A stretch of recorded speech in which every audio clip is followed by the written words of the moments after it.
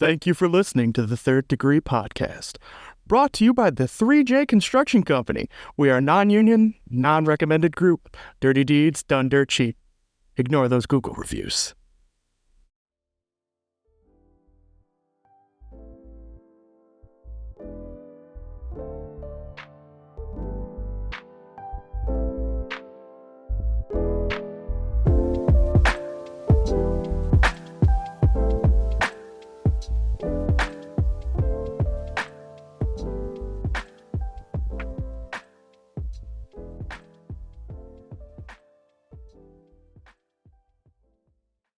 Hi, welcome to the Third Degree Masonic Podcast. I'm Samuel, your host, and with me is my good friend and brother, Gabriel. We would like to introduce ourselves before we get on to any major topics. I am currently the junior deacon of Genoa Lodge number 433, located in Genoa, Ohio. I'm a healthcare worker, working in the Toledo area, and I'm an avid biker, and actually belong to a motorcycle club in the Toledo area. I'm a senior DMLA from Ottawa chapter, Order of DMLA. I was the past master counselor, the first district chairman, and I'm also a active chevalier for the Order of DMLA. And I feel with my experience in life, I walk some interesting avenues, and I feel that I bring a different viewpoint when it comes to our fraternity. I've been a Mason for almost 10 years now. I've traveled. I've been to many lodges. I've been an officer in a couple of different lodges from traveling. And I feel I bring a different viewpoint when it comes to things. Sometimes I'm considered the renegade, and sometimes people think I'm the wild child, but deep down, I truly love our fraternity, and there's nothing I wouldn't do for my brothers. Brother Gabe, would you like to introduce yourself? Of course. Hi. My name is Brother Gabriel. I am the current Worshipful Master of Genoa Lodge 433. I'm a Knights Templar of Utah Commandery 77. I'm a Chevalier recipient. I'm also I'm a government employee for a public works department, a part-time farmer, soldier, and mechanic, a full-time family man, friend, and new father. I want to do this podcast because I think that there's a lot of good values and lessons that this fraternity teaches. A lot of education and better ways of understanding the things around you that can be enhanced and more well received by brothers who may have become complacent in their studies, or from new brothers who are just starting their Masonic journey. So I see myself more as an educator, more as a peacemaker in the fraternity. A teacher. Yes, a mentor. I'd agree with that. I feel that since coming back and becoming an active member of this lodge, I feel like I've learned a lot of things from a lot of the officers, having jumped into line at a crucial moment. I feel like I've learned a lot about how sometimes my actions, maybe the things that I was upset about, were things that affected me. And I learned a lot of temperance from you, Gabe, and it's very interesting. So we came up with the idea to do this podcast because we both of us are interested in history. Absolutely. And there's so much fascinating Masonic history. I mean, it didn't take much for us to come up with topics, I'll tell you that much. But on top of that, let me tell you a story. My grandfather, or my grandfather and my great-grandfather were both Masons. And I did not get to know my great-grandfather. He passed away before I was old enough to really have any comprehension of the world. But my mom gave me a box of all of his artifacts and things that were left over. And inside I found his Masonic apron. I found dues cards from multiple different organizations, including Scottish Rite, Knights Templar. He was even a Shriner. My grandmother was an active member of the Eastern Star, so was he. And it's fascinating. I don't have any records of him ever becoming an officer, but he was a member of all these organizations. And I would just love to know what his story was. Why did he join? Was his dad a Mason? I'll never know. Was it something for work? Did he just stumble across the fraternity while he was in the military? These are questions I would love to ask him, but he is long since gone. So one of the main things that we would like to work on is actually interviewing your normal everyday Masons. We have a long roster of brethren in the 11th Masonic District here in Ohio that we're going to start with, but we'd like to interview your regular everyday guy, your guy that comes, sits in a meeting, and is an active participant and just loves to be a part of this fraternity, but we don't ever really get to hear his story. And I feel like there's so much that we can learn and so much that we can archive, so that way one day, perhaps maybe Gabe's grandchildren or my grandchildren won't have to have these questions on why we joined. They'll be able to look it up and know. I absolutely agree. That's a great way to go about this, is story preservation for the future. I'm someone from my historical studies who loves firsthand accounts of events or of major things that have happened, or even just stories in journals. It would be great to take a kind of almost a microscope to this time period in the fraternity's history and really get to see the average everyday Mason. Well, it's interesting that you say that, Gabe, because we really are at a very crucial and interesting time when it comes to the fraternity. You and I grew up in the DeMolay heydays back in the early 2000s, back when Freemasonry was booming.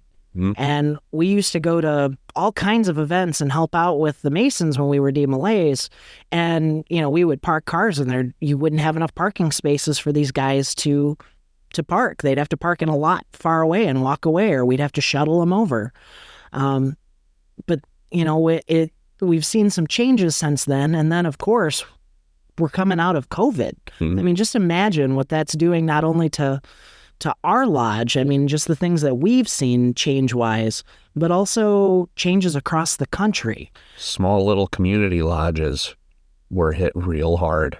And it would be interesting to get these accounts down so that way we can look to the future and maybe learn something from them one day. Maybe we can look back and say, okay, maybe this is what we did right, this is what we did wrong. But once again, something we can leave for future brothers to have so they can learn from. And also, maybe your average everyday guy who's maybe just thinking about walking through the doors of Masonry, maybe getting a real life talk, not the mysticism, not the theory, not the imagery that everybody seems to think of. None of your national treasure conspiracy theories, but just real life experiences from one Mason to another Mason. Absolutely. And, if you're ever thinking about joining, your local lodge would love to have you. If you are a good man of the age of at least 19 and good standing and come recommended, all you got to do is ask one. That's what we love. We love making Masons. We love making good men better. Speaking of joining, correct me if I'm wrong, but you have kind of a very interesting reason for why you joined Masonry.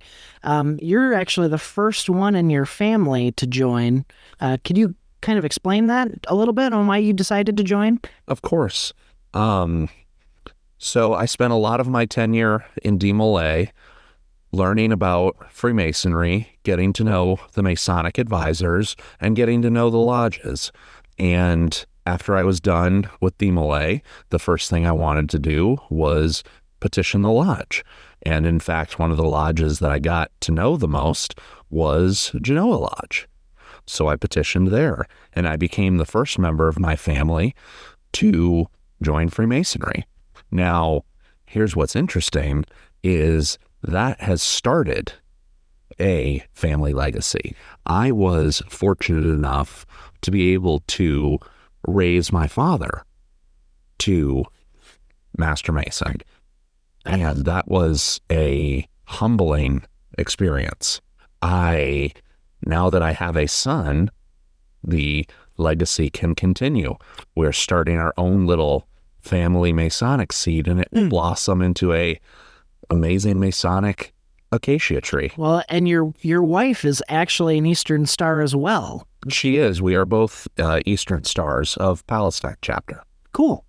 Like I said, my father was not a Mason, had zero interest in joining, but he always really respected the fraternity and loved the fact that I was a part of it, because they were, my dad worked for a factory, worked with his hands, built things, hunted on the weekends. And there were just some things that he was unable to teach me growing up. And he always thought it was impressive that whenever we went anywhere for like a wedding and he had to get dressed up, he always found it just absolutely interesting that I could get up and talk at these events. But not only that, I tied all of his ties for every function that we ever went to, because I don't think that man could have done it even if I drew him up instructions. But he always loved that. He loved coming out to all of our events, and he was so proud of what I joined. And my grandfather on my mother's side was a Mason, but I don't think he was very active. I think he only joined because my great-grandfather was a member. But he was pretty proud. He gave me all of his Masonic rings. I've got his apron and his Bible as well. So I have a tiny little collection sitting in my library. But I too joined because of DMLA. My dad advisor, Chris, asked me to join when I turned 19, and it has made sense ever since then. But for those of you that don't know, because I've just now noticed that we've kind of been talking a little bit out of turn, DMLA is the youth group for young men between the ages of 12 and 21, and it's sponsored by the Masonic Lodges. And it's a wonderful organization, teaches you how to do everything from how to dress to impress, how to talk to big crowds. I mean, pretty much everything. I knew how to run a meeting and run an organization from when I was about 13 years old. And it really helped me through college. It's helped me in my entire adult life. I'm not afraid to talk to people. I'm not afraid to work with a group of people in a committee. It's a wonderful organization, and I got to meet amazing people like yourself. I mean, we've known each other since we were probably 15. Yep. And when you joined, and we weren't a part of the same chapter at the time, but we did stuff all the time together. And I think that's made our friendship that much stronger, even to the point where I genuinely don't just consider you my friend. I consider you my brother, like blood brother. Our families all commingle. Our girlfriends and wives all hang out together. We have Christmas parties, and your kids are my kids. I consider your kid my nephew. Mm-hmm. I mean, it's a pretty wonderful thing that these organizations bring us together for. And I'm looking forward to seeing what we can unearth and the things that we can uncover.